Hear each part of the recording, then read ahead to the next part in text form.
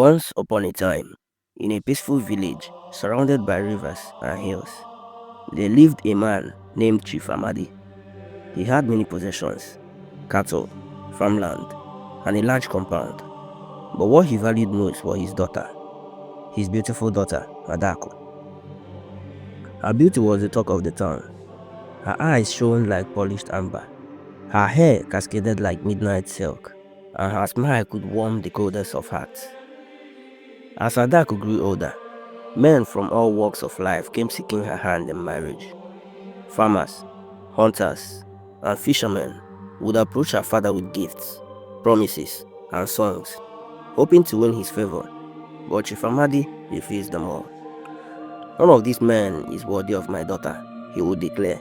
I want a rich man, someone who can make her life grand beyond this village. Adako, who had long admired simple men, and even taken a liking to some of the young hunters and farmers, was furious. Father, she cried one evening, pacing in her room, why must you reject everyone who loves me? I do not want wealth or empty promises. Why must my happiness bow to gold? But her father was unmoved. He insisted that only a man of great wealth and standing would be allowed to marry her. Days turned into weeks, and weeks into months. Adako's anger grew, but she dared not to defy her father openly. One morning, a stranger arrived in the village. He was a tall man, dressed in fine clothes, with an air of confidence that made people step aside. His attendants carried crates of gold and shining coins. He went straight to Chief Amadi's compound. Greetings, Chief Amadi, the man said, bowing respectfully. My name is Akunna, and I come from a neighboring village. I have heard of your daughter's beauty and wisdom, and I wish to ask for her hand in marriage. Chief Amadi's eyes sparkled. Akunna, you say? Welcome.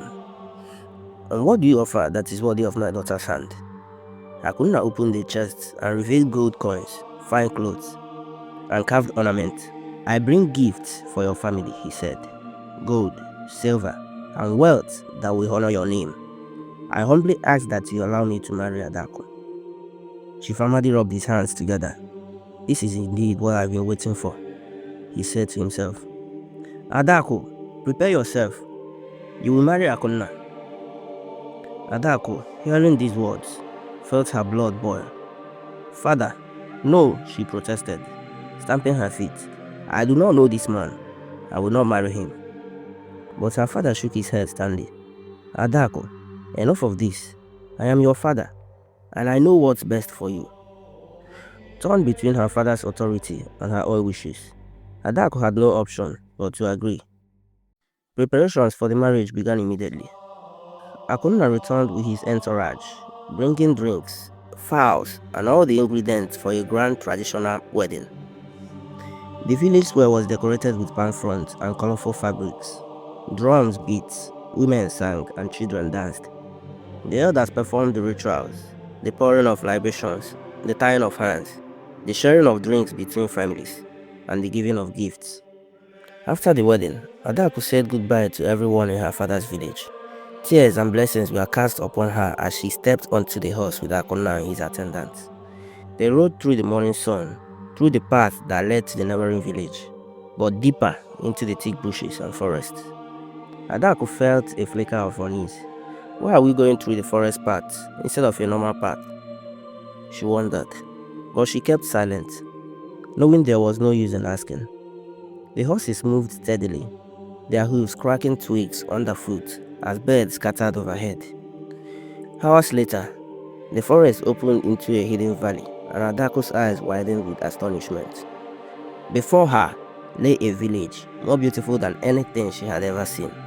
The houses gleamed under the moonlight, the river that ran through it shone silver, and the gardens were full of colorful flowers that seemed to glow. Excitement surged in her chest. Could this be where I am to live forever? But as they entered, something strange happened. The villagers who had escorted them scattered quietly, moving aside without a word, without greeting or acknowledgement. They disappeared into their homes, leaving Adako puzzled.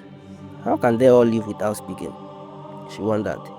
Even the servants who attended to her gave only few nods, avoiding eye contact, answering her questions in whisper or not at all. Akunna himself was kind, offering her drinks and speaking gently, but there was a distance about him that made her uneasy. He never smiled fully, and his eyes often looked far away, as if he were watching something invisible. That night, Adak woke suddenly and found Akunna missing. She assumed he had gone to relieve himself and tried to sleep, but the same thing happened the next night, and the next. Every midnight, Akunna disappeared without warning. Each morning, he was back, asleep beside her, as if nothing had happened. The villagers continued their strange ways. Adaku greeted them politely, but they never spoke in response.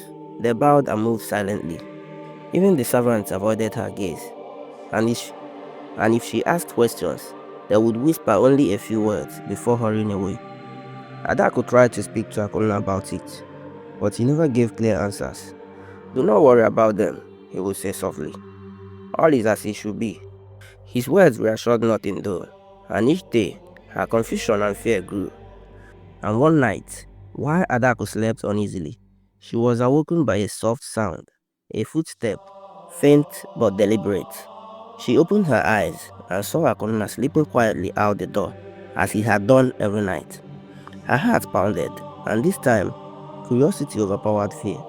She decided to follow him and to find out where he went in the dead of night. She crept after him silently, staying hidden in the shadows.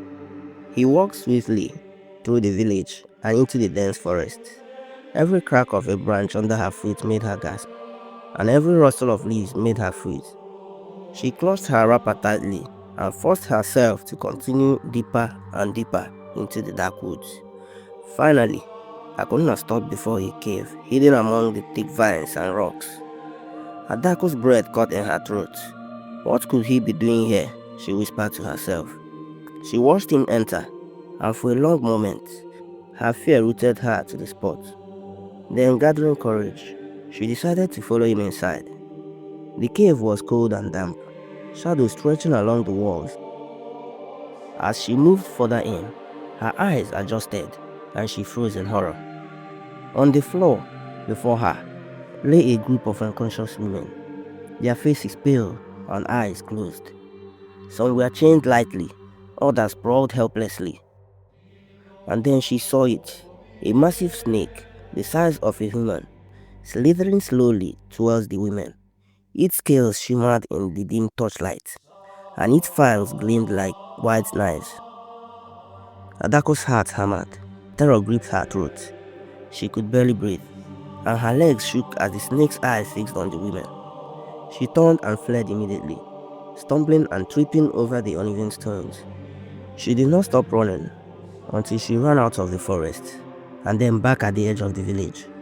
Her chest heaved, and tears ran down her face. Fear and confusion consumed her. What kind of man did my father marry me to? Adako knew one thing. She had uncovered a secret darker than she could have imagined. But the moment she lifted her head, her heart nearly stopped. The village was gone. The houses, the quiet paths, the lantern lights, everything had vanished. Instead, the clearing was filled with bushes, broken branches, and wild grass. It looked like no one had ever lived there. Adako's eyes widened in confusion. "What?" she whispered. But before she could understand what was happening, she heard something, a soft sound, a long dragging sound across the ground. Then another, and another. Adako slowly turned her head. Her breath caught in her throat. Snakes. There were dozens of them, everywhere. Human-sized snakes crawled across the ground, slithering between bushes and tree roots. Their scales glistened faintly in the dim light of the forest. Some curled around fallen branches, while others slid silently across the ground. They surrounded her. Adako froze in fear. Her entire body began to tremble violently. Her eyes darted around in terror as more snakes crawled past her feet, some only inches away. A cold wave of fear rushed through her body. Her breathing became shallow, her vision blurred, and before she could even scream, everything went dark. she fainted. For a long time, Adaku lay there unconscious among the crawling snakes. Then slowly, she began to wake up. Her eyelids fluttered open, and for a moment, she lay still, staring at the trees above her. Her mind was foggy. She blinked several times. Then she let out a weak sigh. Oh, it, it was just a dream, she murmured to herself, trying to calm her racing heart. But as she slowly turned her head, something beside her moved. Adaku froze, and she saw a snake beside her. It was long and thick, the size of a human, its dark scales reflecting faint light as it slowly lifted its head. Adaku's heart slammed against her chest. The snake's tongue flickered in and out as it stared at her. For a terrifying moment, it looked almost as if it had been trying to wake her. Adaku gasped in horror. The snake then slowly crawled away, disappearing into the bushes. Her body shook uncontrollably. "It's real," she whispered to herself. Her eyes widened as she quickly looked around again. Snakes were everywhere. They crawled across the ground, over rocks, under fallen branches, moving quietly in every direction. Adaku rubbed her eyes frantically. "No, this cannot be real," she said. She rubbed them again and again, trying to clear her vision. But when she looked again, nothing had changed. The snakes were still there.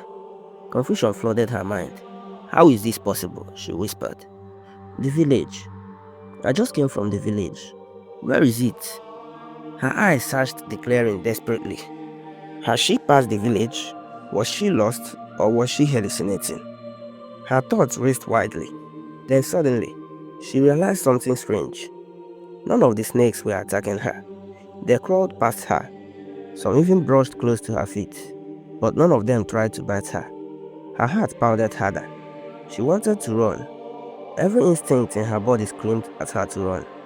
But the ground around her was covered with snakes. If she ran and startled them, they could attack her all at once, and she would not stand a chance. Adako swallowed nervously. Her body trembled as she slowly pushed herself to her feet. And step by step, she began to walk. She walked very slowly and very carefully. Everywhere she looked, snakes littered across the ground. Her entire body shook with fear. Her hands trembled. Her legs felt weak. Then suddenly, something caught her eye. Not far from where she stood, under a small shelter made from leaves and branches, something familiar lay on the ground. Adako squinted. Her heart skipped. It was her belongings. A small bundle of clothes and items she had brought from her father's house rested neatly on a mat beneath the shelter. Her mouth fell open. "This is where the village was," she whispered. She had been sleeping in that shelter without realizing it, thinking she was inside a huge house. Her mind spun in confusion. Just hours ago, houses stood here. People had walked these paths. Servants had moved about the compound. But now, there was nothing. Only forest, only snakes. Adako slowly crawled away, careful not to disturb the snakes slithering around her. And little by little, crawling and stepping cautiously, she finally escaped from the place where the illusion village had once stood. Fear surged through her veins as she ran blindly, her feet thrashing through undergrowth, jumping over roots and stones. She ran until her legs burned and her body ached, until exhaustion finally forced her to stop. Adako sank beneath a tree, trembling and confused. She could not understand what was happening. The forest was silent, except for the occasional rustle of leaves, and she could hear only her own ragged breathing. She tried to close her eyes, but sleep would not come. She sat there through the long dark hours, fear keeping her awake, her thoughts spinning around the cave, Hakuna, and the strange disappearance of the village. When dawn finally broke, she decided she had to leave, to try to return home, even though her mind warned her that the forest seemed endless and full of dangers. She walked, careful to avoid the thickest bushes, but the forest grew denser and more confusing. Paths twisted back on themselves, shadows stretched unnaturally, and she could not recognize any landmark.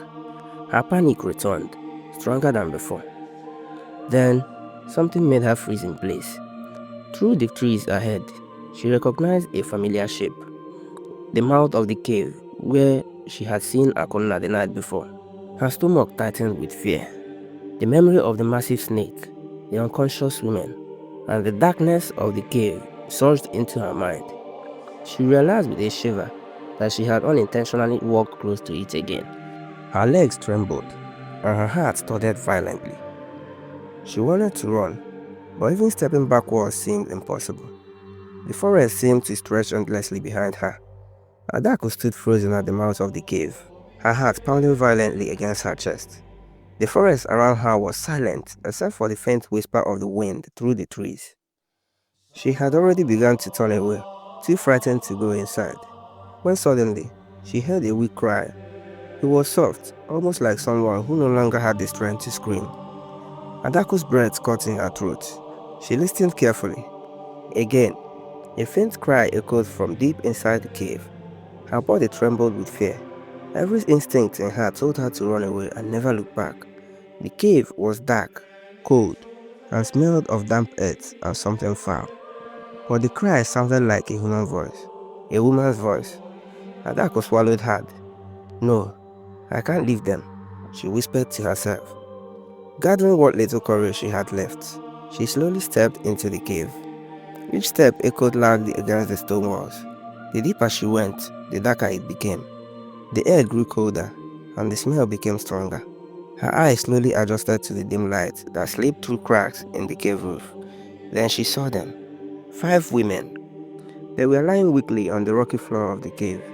Their clothes were torn and dirty, their bodies stained from hunger.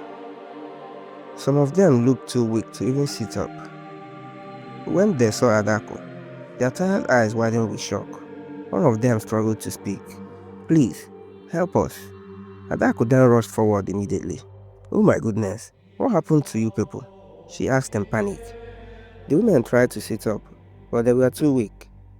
Adako helped them one by one, supporting their bodies and guided them slowly out of the cave. It took time, but eventually, they managed to get outside.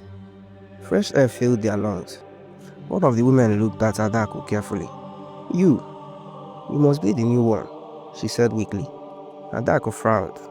The new one? She asked confused. The women exchanged glances. Then another woman spoke. What is your name? Adako, she replied. The women sighed heavily. It has happened again, one of them muttered sadly. Adako's confusion grew. What do you mean? What is happening here? Who did this to you? The women looked at her with pity. One of them spoke slowly. We are Akunna's wives, the ones before you. Adako blinked in disbelief. Her heart began to race again. Then another woman looked directly into her eyes. Akunna is not human. Adako stared at them. What? The woman continued. He is an ancient demonic snake. The words hit Adako like thunder. Her legs nearly gave way beneath her. No, that cannot be true, she said, shaking her head repeatedly. But deep inside her heart, she knew what they were saying was true. Another woman spoke. There were others before us too, many others, but they were not lucky enough to escape. Adako felt cold fear crawl up her spine. What do you mean? The woman's voice trembled. He travels from village to village, pretending to be a rich and handsome man. He marries beautiful women, takes them away, and when nobody is watching, she paused. Adako covered her mouth in horror. Then the woman continued. He feeds on them to maintain his long life. Adako's entire body began to shake violently. Then one of the women said something even more terrifying. That village you saw, the one where he lives, it's not real. Adako looked at her in shock. What? It is an illusion, the woman explained. A powerful illusion he created to trap his victims. Once we discovered what he truly was, the illusion broke before us, just like it did for you. Adako's mind spun. Everything began to make sense then. The strange silence in the village, the empty houses, the cold feeling she always had there. She felt sick. Her hand trembled uncontrollably. Oh my God, she whispered. "We have to leave this forest," one of the women said urgently, "and we must go now." They immediately began moving through the forest together. Even though they were still weak, fear pushed them forward. They ran. Branches scratched their skin as they pushed through the thick bushes.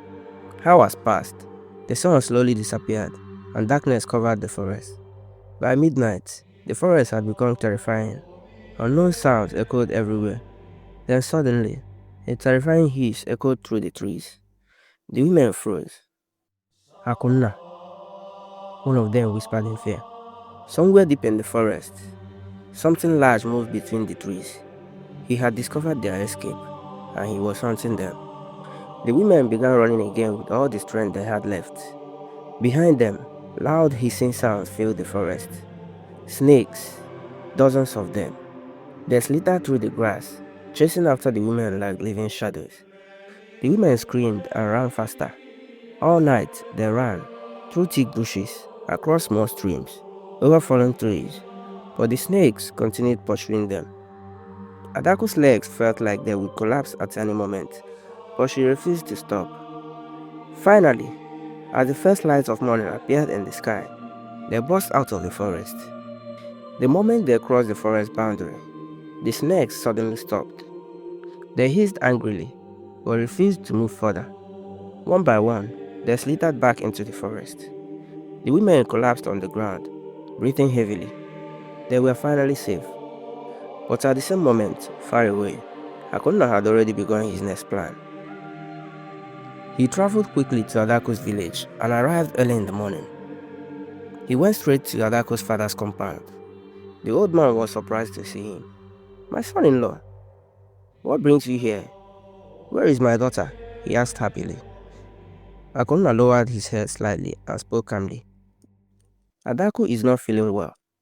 She keeps calling for you. She says she wants to see her father." The man's smile disappeared immediately. "What? My daughter is sick?" "Yes," Hakuna replied softly. "Please come quickly." The old man felt a wave of worry crash over him, and without wasting time, he followed Hakuna towards the forest. Meanwhile, Adako and the five women slowly made their way towards her village. They were exhausted. Their clothes were dirty and torn. Their faces looked pale and weak, but they continued walking. When they finally reached Adako's compound, they stopped suddenly. Standing near the house, they saw two figures walking towards the forest. Adako's heart nearly stopped. It was Akuna, and beside him was her father. Adako's heart nearly jumped out of her chest when she saw them. She ran forward. "Father!" she screamed with all the strength left in her voice. Her shouts echoed across the compound. The old man stopped walking immediately and slowly turned around. His face was filled with confusion when he saw Adako standing there. "Adako," he said, shocked. His eyes widened as he noticed her torn clothes, her tired face, and the strange woman standing behind her.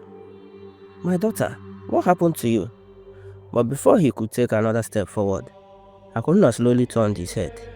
His eyes suddenly became dark and cold. For a moment, everyone stood still.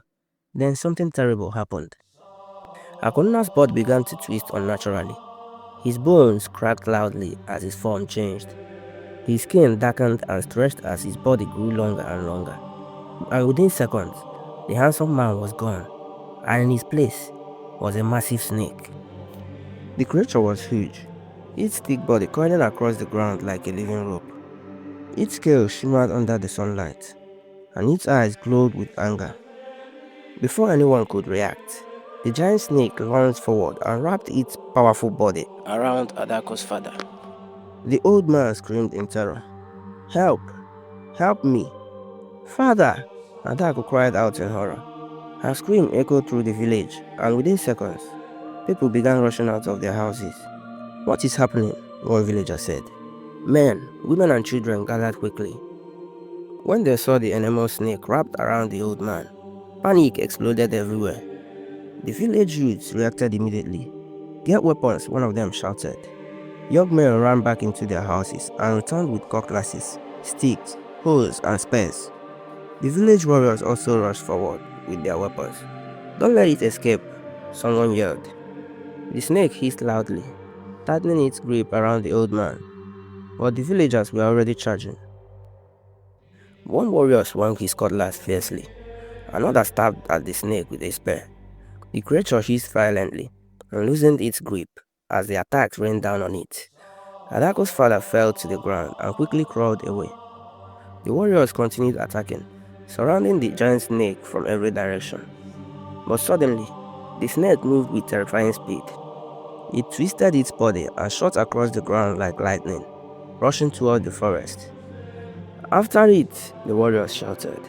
But before they could reach it, the massive snake disappeared into the thick bushes and vanished deep inside the forest.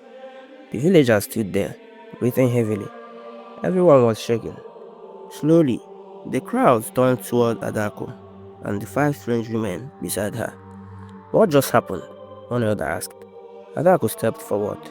Her voice trembled as she began explaining everything. She told them how Akunna had taken her away, how the strange village he showed her was not real, how she discovered the cave, how she found the women trapped inside, and how they revealed that Akunna was an ancient snake demon who married beautiful women and devoured them to maintain his long life.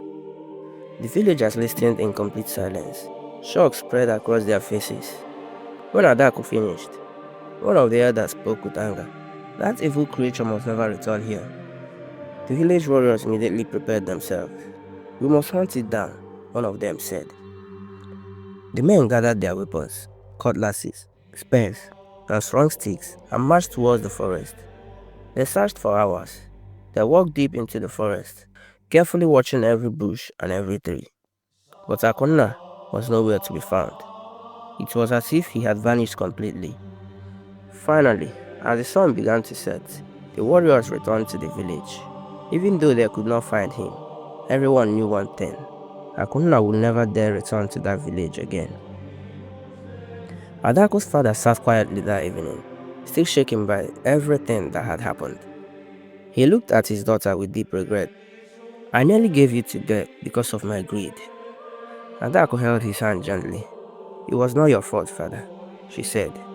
But now we know the truth. And from that day forward, Adako's father learned a painful but important lesson. Never trust whatever looks perfect on the outside, because sometimes evil hides behind the most beautiful faces. And as for Akunna, some say he still hides deep within distant forests, waiting patiently for his next victim. But in Adako's village, his name would forever be remembered as a warning.